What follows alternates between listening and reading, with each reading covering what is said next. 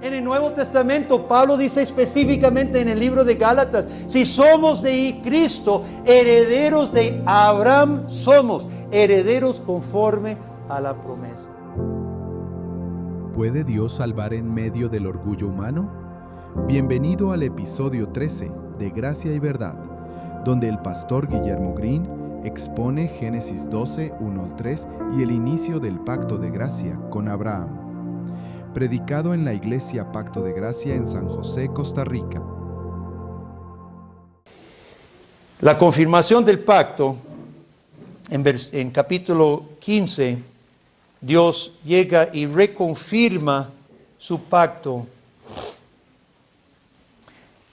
Y en este capítulo, hermanos, ustedes están familiarizados, me imagino, con el rito de los animales cuando Dios manda cortar los animales. ¿Se acuerdan? ¿Se acuerdan? Dios llama a Abraham y lo que Dios se sirve de un rito que era común en el tiempo de Abraham. Cuando las naciones hacían guerra unos contra otros, uno conquistaba el otro. Entonces el conquistador, el soberano, llamaba al rey conquistado, vasallo, lo llamaba a cuentas y hacían una ceremonia, pero no era documentos firmados con pluma. En aquellos años eran más prácticos. ¿Saben qué hacían?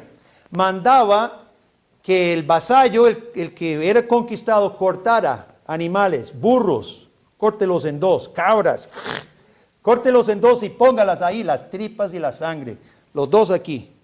Entonces, el conquistado tenía que repetir, ponerse en medio de los animales y decir: si no te doy tantas canastas de cebada por año, tanto trigo, tanto plata, tanto oro y tantos siervos, si no cumplo todo esto, esto me va a pasar. ¿Ve qué práctico eran en aquellos entonces? Más práctico, ¿verdad? Simplemente voy a llegar, dice el soberano, ya, se acabó el problema. Dios manda a Abraham a hacer lo mismo. Manda a cortar varios animales. Y dice, espere. Abraham, por supuesto, está esperando ser llamado a colocarse. Dios es obviamente el soberano. Abraham es el vasallo, el siervo. Abraham espera que Dios lo llame a ponerse en medio y tomar compromiso, decir, bueno, prometo obedecerte. Y dice, leyendo el pasaje, le animo que lea todo el pasaje cuando llegue a casa, porque ahora tal vez lo va a comprender mejor. Dice que vino sobre Abraham gran temor y una espesa tiniebla. Yo pienso, hermanos, porque Abraham, ante el efecto obvio del pecado, las consecuencias obvias del pecado, morir, partido en dos, esperando la presencia de Dios, ¿quién no teme? Sabe que para recibir la gracia de Dios es necesario experimentar el temor de la muerte. Y Abraham, esperando la aparición de Dios y las maldiciones sobre él, si falla, que él sabía que iba a fallar, se sobrecoge su corazón temor. Claro. Y mientras espera, hermanos, ¿cuál es la gran sorpresa? Dios nunca lo llama a él a colocarse en medio. Él ve un horno humeando, una antorcha que viene y pasa por los animales. ¿Qué es esa antorcha? ¿A qué se nos recuerda? La gloria de Dios en el desierto. Esa nube de gloria, la antorcha o horno humeando. Hermanos, es Dios mismo que se pone en medio de los animales, diciendo en efecto que caiga sobre mí el cuchillo, si no cumplo. Diciendo, en otras palabras, recibo yo el castigo y la condena por la falla de Abraham. Eso es lo que Dios hace. Es Dios que acepta maldición si no cumple. Y versículo 18 dice, aquel día hizo pacto Dios con a Abraham. Y el pacto de gracia, hermanos, es que Dios promete bajo condena de sí mismo, promete cumplir. Y Hebreos capítulo 6 dice que cuando Dios juró a Abraham, no tenía por quién jurar. Entonces juró por sí mismo y está pensando en este rito. Aquí Dios está jurando por sí mismo. Dios toma sobre sí las consecuencias de no cumplir.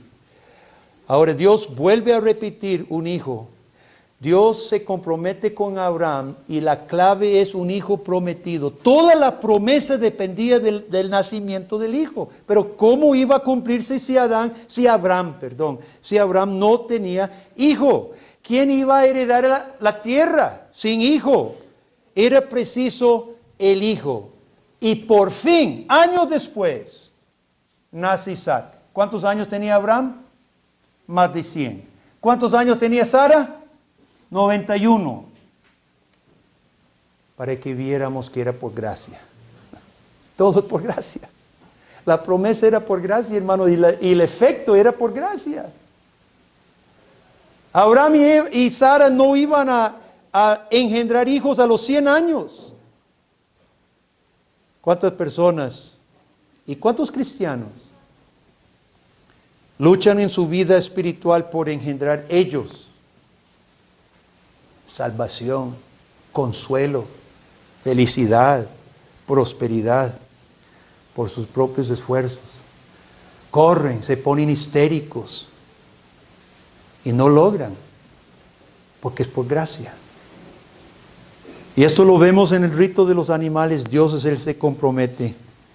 Y lo vemos también en el nacimiento de Isaac. Dios es el que promete y Dios da. Ahora, años después, Dios pide a Isaac en sacrificio. Primero Dios no le da hijo, ¿verdad? Hasta después viejo. Y cuando nace, le pide en sacrificio. Además de ser la prueba máxima del amor de un padre y una madre, era la prueba máxima de la fe de Abraham. En Isaac estaba toda la promesa y ahora lo va a ir a matar. ¿Y qué dice la Biblia? Dice que se fortaleció en fe y salió para ir a sacrificarlo. Ustedes conocen la historia. Abraham alza el cuchillo y va a sacrificar a Isaac, y el ángel de Dios dice: deténgase, ahí está el carnero, el sustituto. Pero hermanos, cuando nace el último hijo de Abraham, Jesucristo, y se hace el cuchillo en la cruz de Calvario, el Padre no detiene, sino que cae. Y Jesús muere bajo los clavos y la cruz romanos, bajo la lanza de los soldados, pero sobre todo bajo el cuchillo de Dios el Padre, quien para cumplir su promesa toma la maldición sobre sí de nosotros, toma el castigo nuestro, pasó por los animales tomando sobre sí nuestro castigo si fuera necesario, y fue necesario. Y tuvo que subirse a la cruz de Calvario Jesucristo y decir: Padre mío, ¿por qué me has desamparado? Dios cumple, Dios cumple, Dios cumple por gracia. Los beneficios de este pacto son muchos. En capítulo 17, no vamos a hablar de todos los beneficios, quiero solo destacar uno porque hoy hemos celebrado la obra de Dios en familia. Hemos presenciado personas hoy, abuelos y bisabuelos, confesando su fe en el Señor, cuyos hijos y nietos están presentes con nosotros. Y uno de los beneficios, hermanos, encontramos en capítulo 17, donde Dios dice, versículo 7, estableceré mi pacto entre mí y ti y tu descendencia después de ti en sus generaciones por pacto perpetuo para ser tu Dios y el de tu descendencia después de ti. Este punto, hermanos, que si los hijos están incluidos en el pacto de gracia hoy, usted sabe, es hasta cierto punto un punto de discusión. Tenemos muy buenos hermanos que no comparten nuestra posición de incluir a los niños, por ejemplo, bautizando a los hijos de los creyentes. Aquí Dios dice pacto perpetuo. En la Biblia, ese término, estatuto perpetuo, a veces no significa para toda la eternidad. Por ejemplo, en Éxodo, capítulo 29, Dios dice que el sacerdocio de Aarón será por estatuto perpetuo. Pero sabemos que ese estatuto perpetuo fue durante el pacto de Sinaí, que tuvo un fin. Porque Hebreos nos dice que el sacerdocio de Aarón terminó con la venida de Cristo. Hay un cambio de sacerdocio. Así que es cierto, a veces en la Biblia cuando leemos estatuto perpetuo o pacto perpetuo, no significa siempre hasta el fin del mundo, ¿verdad? Significa hasta terminar ese proyecto de Dios, esa etapa será estatuto perpetuo mientras dure ese pacto, por ejemplo, en este caso el pacto de Sinaí. Pero hay otros perpetuos que son perpetuos. En Génesis capítulo 9 dice Dios, voy a poner mi arco en las nubes y será por memoria perpetua, el pacto perpetuo que nunca más mandaré diluvio. Y eso es pacto perpetuo hasta el final. Ahora, en este caso, este pacto perpetuo de ser el Dios de nosotros y de nuestra descendencia, hermano, ¿es perpetuo o no? Claro. En el Nuevo Testamento, Pablo dice específicamente en el libro de Gálatas, si somos de Cristo, herederos de Abraham somos, herederos conforme a la promesa. Dios nunca retractó esta promesa. Es más, Pedro, el día de Pentecostés, reafirma el pacto y se lo da a los gentiles. El día de Pentecostés dice la promesa. Había venido el Espíritu Santo cumpliendo este pacto de gracia. ¿Qué es el Espíritu Santo, hermano? El que sella el pacto de Dios, seré tu Dios. Y vosotros me seréis por pueblo. Esa es la venida del Espíritu Santo. Y Pedro dice a todos los oyentes, porque la promesa es para ustedes y para vuestros hijos y para aquellos que están lejos, a cuantos Dios llamare. En lugar de restringir este pacto, hermano, Dios lo abre a los gentiles, creyentes y sus hijos. Este pacto, mi hermano, es uno de los beneficios del pacto de gracia que Dios se hace socio nuestro. Esto no es una garantía de la salvación, pero es un reclamo de Dios sobre nuestras familias que nosotros debemos tomar en serio. Yo no sé, mi abuelo del lado paterno, mío, dice que mis ancestros llegaron a Estados Unidos despuesito de los peregrinos. Los peregrinos fueron los primeros huyendo de la persecución en Inglaterra y que mi familia llegó a las costas de Estados Unidos despuesito de los peregrinos, cristianos, protestantes, afirmando su fe en el Señor. Yo no sé cuántas generaciones atrás, hermanos, Dios ha estado obrando en mi familia, pero yo sí espero que Dios siga obrando en mi familia hasta que venga Jesús. Yo tengo esa esperanza, tengo esa expectativa. Dios es el Dios de Abraham y de su descendencia. Gloria a Dios. ¿Cómo responderemos a este pacto? Dios le pidió a Abraham no que le comprendiera. Salga de su tierra a una tierra que yo te diré. No le dijo dónde, simplemente salga, dice. Dios no pide que le comprendamos, hermanos. Pide dos cosas. Uno, pide fe. Es por fe que Abraham agradó a Dios. Abraham creyó a Dios y le fue contado por justicia. Abraham llega a ser padre de todos los creyentes. Entonces la pregunta para usted en esta mañana y para mí es, ¿necesita usted creerle a Dios? ¿Ha entrado en su corazón duda, rebeldía, egoísmo? El Dios del pacto de gracia hoy le llama a usted a creer. ¿De qué se trata esta cena de que vamos a participar en un momento, hermano? El sello que Dios se ha comprometido con nosotros y nos llama a nosotros a creerle. Esta cena es una cena una vez más a la fe. Nos invoca a confesar a Cristo hasta que Él vuelva. Anunciar a Cristo en fe hasta que Él vuelva. Segundo, pide que sencillamente le sigamos y le obedezcamos nada más. Dios establece su pacto con nosotros con un propósito de glorificarle a Él. Dios le dijo a Abraham, yo soy tu Dios todopoderoso, anda delante de mí y sé perfecto, sé íntegro. Nosotros, hermanos, sabemos lo que es andar delante del rostro de Dios.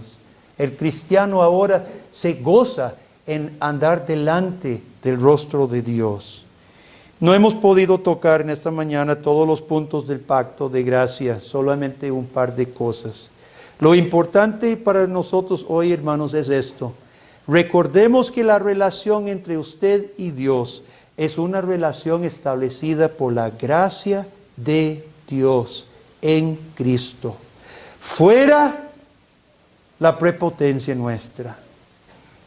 Fuera todo orgullo.